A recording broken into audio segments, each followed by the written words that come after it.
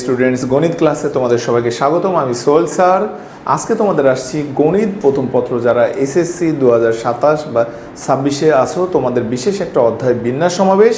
সেই বিন্যাস সমাবেশের সমাবেশ চ্যাপ্টারের একটা ম্যাথ, সেই ম্যাথটা আমি তোমাদেরকে দেখিয়ে দিচ্ছি। দেখো, এটা একটা ইম্পর্টেন্ট ম্যাথ। আমি তোমাদের এই প্রশ্নের সমাধান দেওয়ার চেষ্টা করছি। তো আমাদের প্রথম প্রশ্নটা, এই প্রশ্নটা কি আছে দেখো, বলছে দেখাও যে 7টা সরলরেখার দৈর্ঘ্য দেওয়া আছে।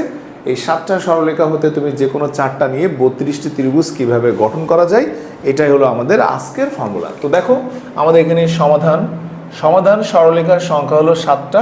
তাহলে আমি লিখি 7টি সরলরেখা হতে যে কোনো 4টি নিয়ে, 7টি সরলরেখা হতে যে কোনো 4টি নিয়ে গঠিত চতুর্ভুজের সংখ্যা তো 7C4। দেখো 7C4, এটার ভ্যালু হচ্ছে 35। ওকে, কিন্তু আমাদের উত্তর চাইছে এটা 32 হবে। 35 কেন হয় না, এই জিনিসটা আমরা একটু সবাই নোট করে নিই।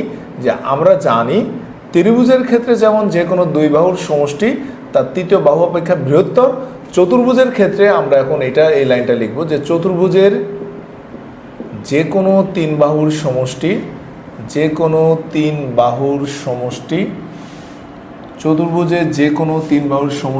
তার চতুর্থ বাহু অপেক্ষা বড় হতে হবে, আদারওয়াইজ সেটা চতুর্ভুজ হবে না। তো আমাদের এখানে যে কম্বিনেশন আছে, দেখো কম্বিনেশন আছে 1 2 3 6, 1 2 3 7, 1 2 4 7। এই যে দেখেন, এই তিনটা যোগফল, অর্থাৎ এখানে 6 আসে, চতুর্থ বাহু 6 সমান হয়ে যাচ্ছে। 6 চতুর্থ বাহু থেকে ছোট, 7 চতুর্থ বাহুর সমান। অর্থাৎ এই তিন কম্বিনেশনে আমরা লিখব, এই তিন কম্বিনেশনে কোনো চতুর্ভুজ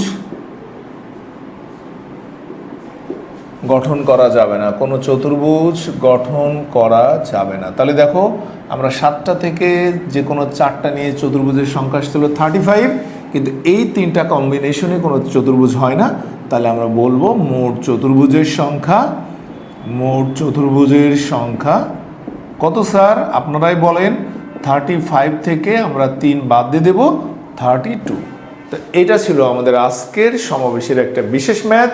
তো পর্যায়ক্রমে আমি তোমাদেরকে প্রতিবারই একটা করে বা কোনোভাবে আমি তোমাদেরকে এই সলিউশনগুলো দেওয়ার চেষ্টা করব।